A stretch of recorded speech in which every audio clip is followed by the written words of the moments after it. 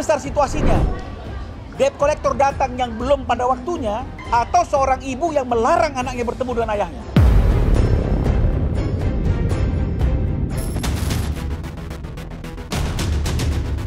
Ujian atau apa? Pulang ibadah umroh bukannya hidup lebih tenang, tapi malah berentet ujian dan pertikaian. Ini yang dialami Ruben Onsu. Hubungannya dengan Sarwendah kembali memanas. Nama baiknya tercoreng akibat ulah mantan istrinya itu. Gara-gara debt kolektor yang menyambangi rumah Wenda. Alasannya menagih tunggakan cicilan mobil yang dibeli Ruben. Mobil mewah jenis Range Rover. Wenda yang kaget dan merasa diteror lantas melakukan preskon melalui kuasa hukumnya. Tunggu ya, tunggu apa? Jangan keluar lah. Jangan nih. Ya nggak apa-apa, udah Wendy di sini udah. Iya maksudnya ngomong. Oh ya udah. Itu.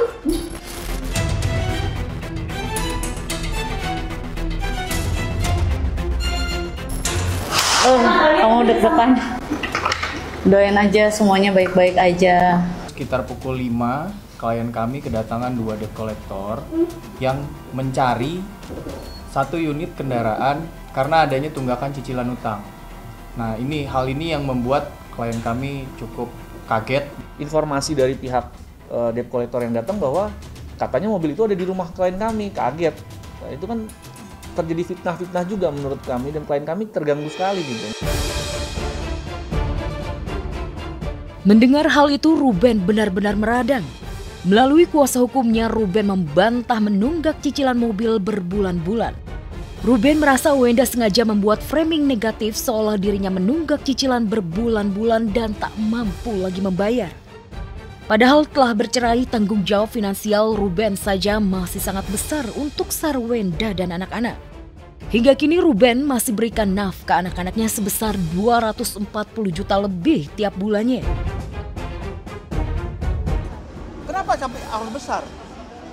Sampai harus ada preskon khusus? Apa yang penting dan urgent untuk menjelaskan itu kepada publik? Kecuali ada tindakan debt collector yang menyalahi aturan, debt collectornya yang diserang. Kalau ini kan saya lihat lebih cenderung seolah-olah ingin memojokkan, kamu nggak bayar ya?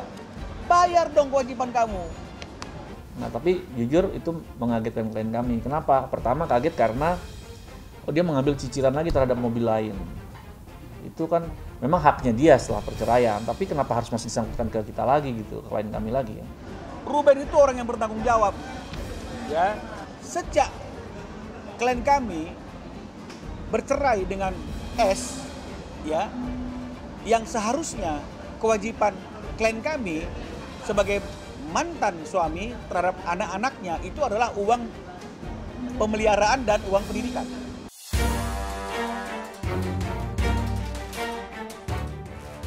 Tak hanya itu, Ruben justru mengungkapkan fakta bahwa selama ini ia kesulitan untuk bertemu dengan kedua putrinya. Padahal berdasarkan kesepakatan dengan Wenda dalam 1 minggu, 2 atau 3 hari Ruben bisa tinggal bersama anak-anaknya. Puncaknya ketika putri sulungnya ada pentas balet, Ruben yang datang dengan membawa bunga ternyata tak bisa bertemu dengan Thalia. Mana lebih besar situasinya? Debt collector datang yang belum pada waktunya dan cukup dijawab seperti yang saya sampaikan, atau seorang ibu yang melarang anaknya bertemu dengan ayahnya. Sampai ada satu event kegiatan balet ya, acara, Ruben itu sudah hadir bawa bunga. Tapi kemudian anaknya nggak pernah keluar dari pintu itu, dibelokkan dari pintu yang lain. Ini dia teman-teman. Rupanya pada waktu momen itu dia ingin bersama dengan seseorang. Inilah yang menjadi kesimpulan Ruben pada waktu, oh jangan-jangan, patut diduga. Tapi kan tega banget, ibu menghalang-halangi anaknya bertemu dengan ayahnya atau ayahnya bertemu dengan anak dengan alasan apapun.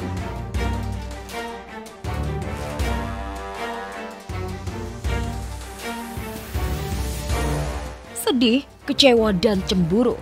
Tentu dirasakan Ruben melihat kenyataan anak-anaknya makin hari makin didekatkan Wenda pada Gio kekasihnya. Sementara di sisi lain Ruben ayah kandungnya malah dipersulit untuk ketemu. Fakta sangat miris ditemukan saat Ruben benar-benar kembali ke tanah air dari ibadah umrohnya di Tanah Suci. Tak satu pun anak yang menyambutnya. entah Onyo, Thalia maupun Tania.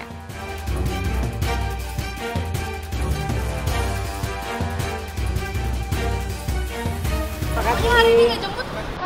Kuliah dia. Kuliah ya? Iya. Ya, makasih. Makasih Koko, hati-hati di jalan. Tak ingin larut dalam kekecewaan, Ruben yang baru mualaf memilih mendalami agama Islam bersama sahabatnya Ivan Gunawan. Ruben mengikuti kajian di Masjid Istiqlal. Ini kali pertama Ruben mengunjungi masjid terbesar di Jakarta tersebut. Senang, ini kan kali pertama aku masuk Istiqlal ya. Jadi terus bertemu dengan banyak-banyak saudara di sini ya. Rasa haru pasti, tapi juga tadi alhamdulillah dapat sholat di sini. Jadi senang. Di saat Ruben dituding miring soal tunggakan cicilan mobil, Sarwenda seolah makin meruncing seteru. Wanita 36 tahun itu justru pamer dapat kiriman mobil baru dari mendiang ayahnya, yang membuatnya terharu hingga menangis. Mobil siapa? Dari papi buat Wenda. Buat apa? Jadi sebelum papi meninggal, pesan ke mami beli mobil buat Wenda.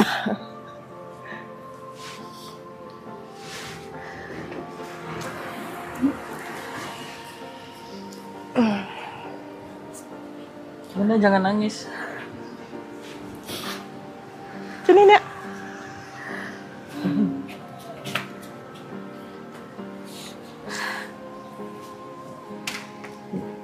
Mau kita coba jalan-jalan sama anak-anak?